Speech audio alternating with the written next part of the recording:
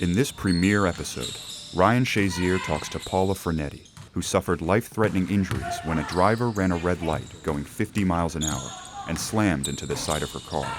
Ryan uncovers the physical and mental challenges Paula faced after the crash, and how she got back to living the life she loved.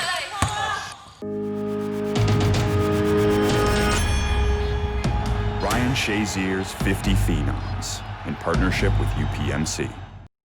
Me and you both gone through some traumatic injuries and things that a lot of people haven't had the opportunity to come back from. Can you please let me know a little bit about what happened in September? A speeding driver ran through a red light and it just brutally T-boned me on my driver's side door.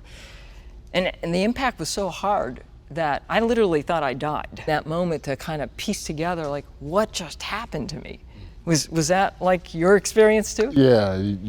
You know, I was just laying there, and it's a Monday night football game, and a lot of our games are during the daytime, so I'm just looking up at the lights, and it's almost like you couldn't hear a pin drop in the stadium. From that accident, I later learned that I had 7 pelvic fractures, 5 spinal fractures, a ruptured diaphragm, a punctured bladder, internal bleeding, and a concussion. I went from intensive care, like to regular hospital room, then to skilled nursing, and then I got home probably about a month after my accident. Yeah, I looked so forward to coming home, and then I realized I'm trapped. I had a hospital bed right behind you.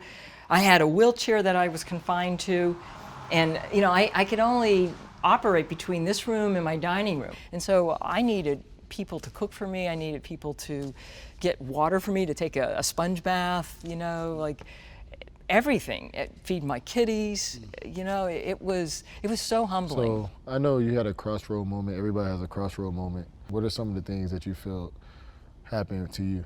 I started thinking, how am I gonna live my life? What am I gonna do? And I got to a point where I really started worrying, and it got darker and darker and darker. But then there was a point where I realized, I have the best medical care that's going to put my body back together, but my life, the life that I want to live, is something they can't do for me. I had this flashback of the accident, and I was holding the steering wheel, and I was sitting in the driver's seat, and when I had that moment where I realized I'm the one that's responsible for getting me back, I realized I'm the driver of this whole thing. What are some of the other goals that you have for the near future? Well, I started running again. I hike in Frick Park. I dragon boat, started a whole new business. I wrote a book. And every time there's something new that I think about doing, I go for it, because now I know. Once you've had that experience of being able to fully recover and know that power that you have within you can make the difference, it's like you want to take on any challenge that comes your way. You're a go-getter. You definitely set goals and you achieve them, so that's amazing. It goes both ways. I find the courage that you have to be coming back the way you are coming, it inspires me. It makes me want to do more as well. And I think it's going to be exciting to see what happens in your life as well as in my life, of how I can help other people to believe that they can get well, and the way you're doing it.